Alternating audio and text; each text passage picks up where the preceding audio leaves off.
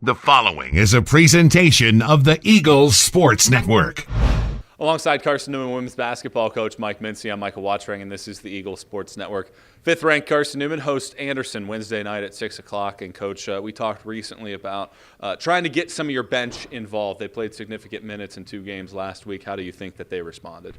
Well, that's one of the things that I don't think I've done a great job early in the year. Of course, we're 20-1. We won those games, but probably didn't go into the bench as much as we'd have liked. And, I've gained a lot of confidence here lately with the 3 main subs that we've gone with Stubblefield, Newman, and, of course, Kelsey's been doing a good job. And, it's just about gaining confidence in them as a coach, and as players. They've been doing a good job in practice, but to see them go out, I think they did a good job even back against LMU, Newberry. And so almost getting into the rotation now to where I feel very comfortable to send all 3 of them in at the same time and be able to get 3 starters off the floor, kind of come back the second quarter with a new rotation. And even deeper than that, we've had Bird, Torrey, Bunch, they've come in and given us good minutes. How deep will we go? I don't know, but I was very pleased last week in particular with that top 3, the main 3 that come off the bench. Bird had to come in there and give us some quality minutes, which gives us an ability to rest both Bree and Harris at the same time. So it's going to be critical down the stretch that we continue to play these people, give the starters a break to where when those starters are playing in the fourth quarter, they're not as wore out as maybe what I'd done in the past. You mentioned part of that break. Well, the way that the schedule breaks out, you get this game, you get Saturday, and then you get a week off before you hit that stretch run.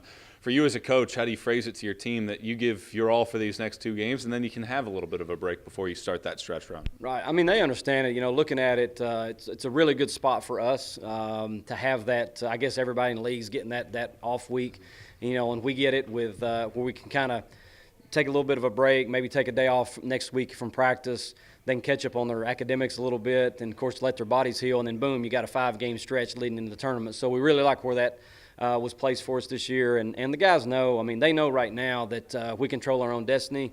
We have 7 games in the regular season left. They're all big games. They're all important, starting tomorrow night with Anderson. And, they're going to play hard regardless, whether we got to play 3 games in 5 days or we got 2 games and then a week off. They're going to get after it, so that's not a problem. And right now we're in a situation with practice-wise where we're working and getting things done, but we're not wearing them out like a preseason practice. We have talked about the offense at length this season. Well, in the Division II era prior to this season, the school had 11 100-point games. This year you have 9. Granted, that's not necessarily the goal, but how do you try to maintain that throughout the rest of the season, that kind of success that you've had offensively throughout the rest of the year? I think it's hard, but I believe the way that this particular group, we're so talented offensively with a lot of different weapons.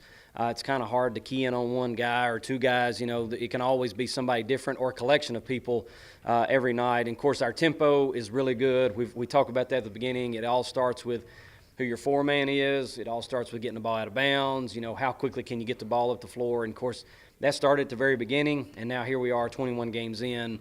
I think they've got it down pretty good about how we want to play. But when you shoot it at 47, 48% from the field, as long as you take care of it and don't turn it over, you're making 1 out of every 2 shots almost. So, how you keep it up, I think we just got to continue to shoot, and they are. They're in the gym all the time. They're working at it. I know that they're going to continue to hone their craft and to make sure that they're shooting the ball well. I know that the teams that are coming in, I think a lot of times it's like, let's not let them get 100, win or lose, whatever. Let's not let them get 100. But, and that, like you said, that's not necessarily our goal. It's just one of those things where we want to score as many points as we can. If it's 90, great. If it's 100, great. As long as we're getting the win, we don't really care. But this year has been, obviously, we've noted a lot of times, it's been pretty special in a number of times that we've been able to get over 100 against very good competition. We turn our attention to Anderson. Not only are they the best defensive team in the league, but they're top 10 in the country in a couple different defensive categories. What makes them so solid? Well, JB does a good job, obviously, with their defensive scheme. They're primarily a man-to-man type team, but they've got good athleticism, good size, good length. They're not going to give you anything easy. The half-court defense in particular is really good.